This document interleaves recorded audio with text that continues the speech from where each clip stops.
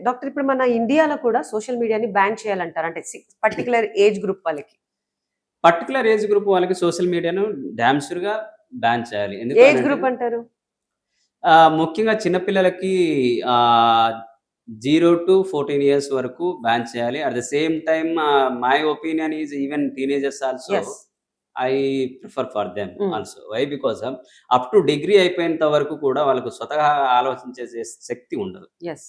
So ఏందంటే గనుక ఈ టీనేజర్స్‌లో ఎక్కువగా హార్మోనల్ ప్రభావం వల్ల హ్మ్. హ్మ్. ఏదైతే సోషల్ మీడియాలో వైరల్ హ్మ్. అవుతున్నటువంటి వాటిపైన ఆసక్తి కలిగి వాళ్ళు కూడా మేము కూడా ఇలాగే ఉంటామనేటువంటి హ్మ్. తమను తాము చూసుకుంటారన్నమాట. ఎప్పుడైతే తమను తాము అందులో చూడడము ఎప్పుడైతే ఉంటుందో ఇమాజిన్ చేసుకుంటారు. ఇంక దే విల్ చేంజ్. లైక్ అదే సినిమాలో హ్మ్. ఒక సినిమాలో హ్మ్. ఉంది. హ్మ్. ఆ సినిమాలో ఏందంటే గంగ చంద్రముఖిగా మారుతున్నటువంటి ఓకే. దృశ్యం అని చెప్పేసి అట్లా అంటారు కదా! అవునవును. నిజంగానే.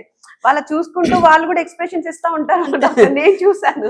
యాహ్! ద అవును. సేమ్ వే ఇది కూడా మన నార్మల్‌గా పీపుల్‌లో హ్మ్. జరుగుతున్నటువంటిది విషయం అన్నట్టు. ఒకప్పుడు హ్మ్. ఒక ఫ్యామిలీని చూసో, లేకపోతే గనక ఒక వ్యవస్థను చూసో ఈ హ్మ్. సోషల్ మీడియాలో వీడియోలొచ్చేవి. ఆ ఫ్యామిలీ ఇలా ఉంది. ఇంత మంచి ఫ్యామిలీ ఇలా ఉంటది. కానీ ఇప్పుడేమైందంటే రివర్స్‌గా సోషల్ మీడియాలో వచ్చేటువంటి కంటెంట్ ఆధారంగా తనను తాను యెస్. మార్చుకుంటున్నారన్నట్టు.